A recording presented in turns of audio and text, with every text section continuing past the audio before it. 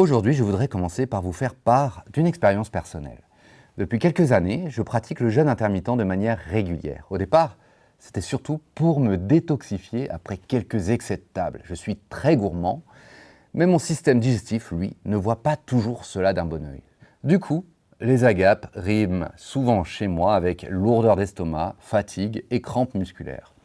Mais je me suis vite rendu compte que ce type de jeûne, le jeûne intermittent donc, m'apportait bien plus. J'y ai gagné en qualité de sommeil, en concentration. Je suis également moins sujet aux infections saisonnières et, oserais-je vous dire, j'ai l'impression d'avoir une meilleure vitalité. Alors, qu'est-ce que le jeûne intermittent ?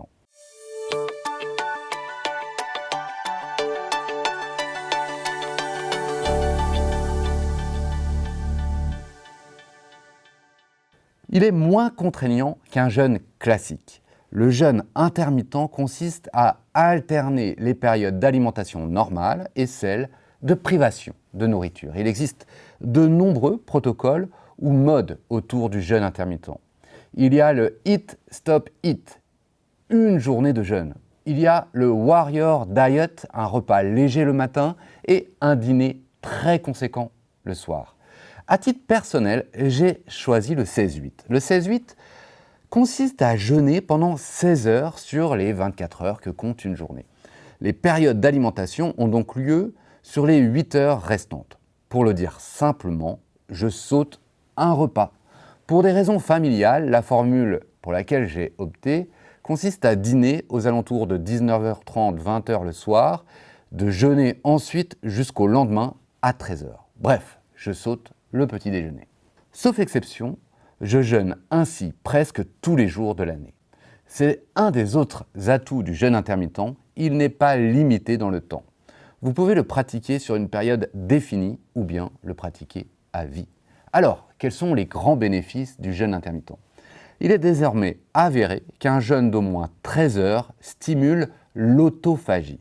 C'est un processus naturel qui équivaut à une espèce de nettoyage interne. Les cellules éliminent et recyclent leurs déchets en énergie. Cela permet au corps notamment de réduire le niveau d'inflammation, de se réparer et de se régénérer. On sait qu'avec l'âge et une mauvaise hygiène de vie, les toxines s'accumulent dans le corps. Cela favorise notamment l'accélération du vieillissement, le développement de maladies auto-immunes ou même de cancers. Mais ce n'est pas tout. Cette mise au repos digestive bénéficie aussi à votre microbiote. Vos bonnes bactéries, n'ayant pas à s'occuper de ce que vous avez ingéré, peuvent se multiplier pour votre plus grand bien. Sans oublier un autre impact positif, à savoir une diminution du taux d'insuline au profit du glucagon, qui est une hormone de déstockage. Cela peut donc favoriser une perte de poids. Alors comment savoir si vous êtes fait pour le jeûne intermittent ? Ce modèle alimentaire peut vous être bénéfique si vous cherchez à maigrir, stimuler votre métabolisme et perdre en graisse abdominale.